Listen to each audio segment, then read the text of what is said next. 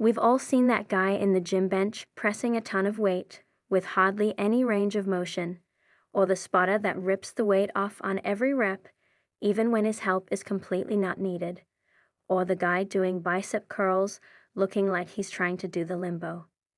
Even though you might have laughed at these guys and their terrible form. So let's start with the lower body.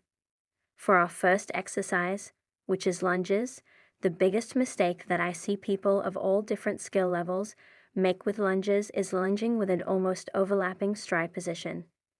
What I mean is that people will lunge in a straight line, putting one foot directly in line with the other, like they're trying to do some complicated sobriety tests. This is wrong. You want to plant your feet a little less than hip width apart for every lunge. While lunges can help you develop better balance, the exercise itself should not be a balancing act, so there's no need to practically cross your feet over with each lunge. Now moving on to an upper body exercise, we have dips on the parallel bars. First of all, you shouldn't do dips on a bench. Since your hands are locked behind your back, the exercise puts your shoulders in a very unnatural position that can cause impingement. Luckily, with parallel bars, we could do dips without the hands being behind the back.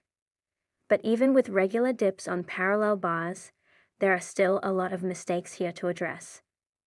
First of all, you shouldn't be doing partial reps, like I see many people doing at the gym.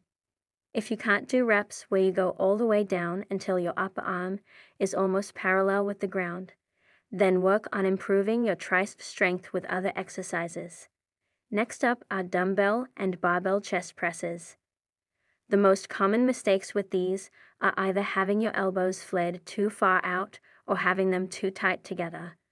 When your elbows are flared too far out, you're putting a lot of pressure on your shoulder and your rotator cuff.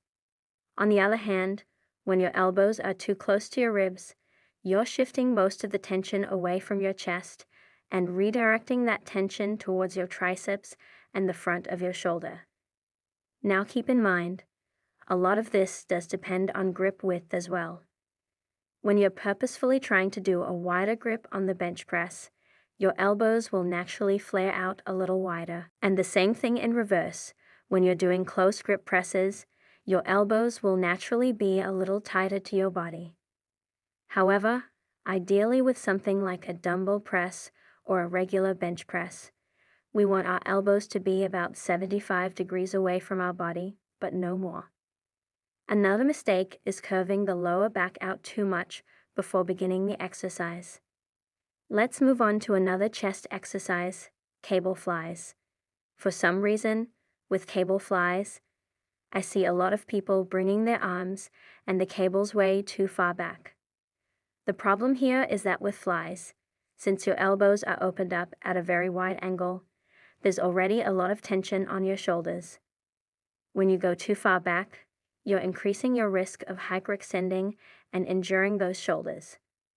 When lowering the weight, you want to aim to stop even with your chest, or maybe just a little bit further back, before lifting that weight right back up.